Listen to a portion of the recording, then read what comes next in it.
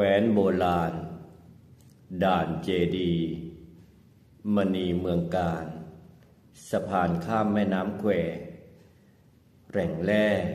น้ำตกคำขวัญเมืองกาญจนบุรี193 ปี ปีนี้ได้มีโครงการตักบาตรพระ 10,000 รูปนะเมื่อปีที่แล้วก็ 10,000 รูปปีนี้นะชุมชนและชาวเมืองเนาะได้ทำบุญใหญ่อีกถือว่าโชคดีนะตักบาตรพระ 10,000 รูปเนี่ยเพราะว่าการที่จะบังเกิดพระ 10,000 รูปนี่ต้องบอกว่าบริบทในการดำเนินการนี้ต้องมีทั้งทีมต้องมีทั้งทุนหลายๆอย่างด้วยกันนะต้องมีความสามัคคีทุกฝ่ายเลยนะทั้งส่วนงานราชการเองเทศบาลเองผู้ใหญ่บ้านกำนันตำรวจข้าราชการและพ่อค้าประชาชนเนาะต้องช่วยกันนะถึงจะบังเกิด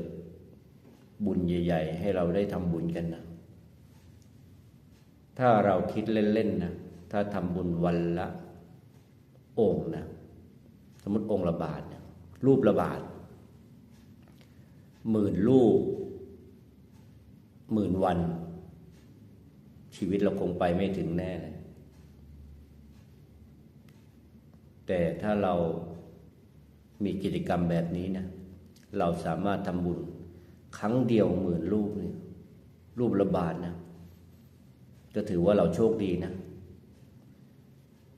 ที่เรามีโอกาสได้ทำบุญพระ 10,000 รูปเนี่ยมันไม่ได้เกิดขึ้นง่ายๆเพราะฉะนั้นทีมงานคณะกรรมการจัดงานเนี่ยต้องลงพื้นที่นิมนต์พระต้องติดต่อประสานงานต้องเตรียมนู่นเตรียมนี่เตรียมหลายๆอย่างด้วยกันนะเพื่ออำนวยความสะดวกในการเกิดโครงการนี้ขึ้นมาแค่เรานี้ไปเอาบุญอย่างเดียวเนาะมันง่ายมากเลยนะแค่เอาใจกับหัวใจเนี่ยเอาหัวใจกับร่างกายเนี่ยและความศรัทธาเต็มเปี่ยมเนี่ย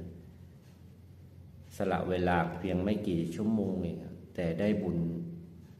ตักบาตรพระ 10,000 รูปเนี่ยไม่รู้มากี่วัดเนาะแล้วก็ไม่รู้มากี่จังหวัดพระ 10,000 รูปเนี่ยเพราะฉะนั้นโอกาสดีๆอย่างนี้ไม่ได้เกิดขึ้นง่าย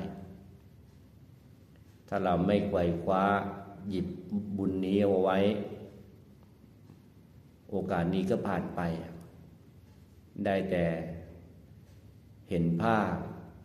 ได้แต่ดูแต่ถ้าเราได้ร่วมนะเป็นส่วนหนึ่งนะไม่ว่าจะไปร่วมงานก็ดีหรือจะไปร่วมปัจจัยก็ดีเนาะรู้สึกเขาจะมีตะกร้าเนาะ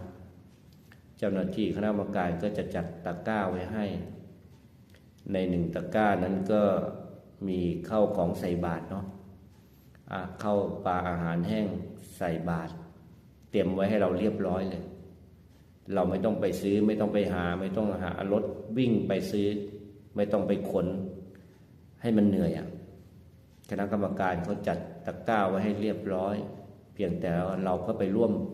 บุญเนาะก็ลองโทรประสานงานเนาะไอ้ร่วมบุญตะกร้านี่ก็จะมีค่าใช้จ่ายค่ายานพาหนะของพระที่มาถวายทายธรรมจตุปัจจัยพระที่มาแต่ละรูปเนี่ยก็อยู่ในตะกร้านั่นแหละ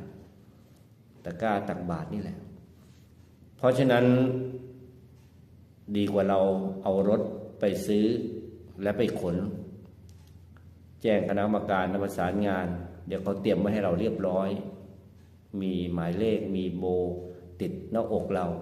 ดังนั้นถึงเวลาเราก็กันใจใส่ๆเนาะไปถวายอาหารตักบาตร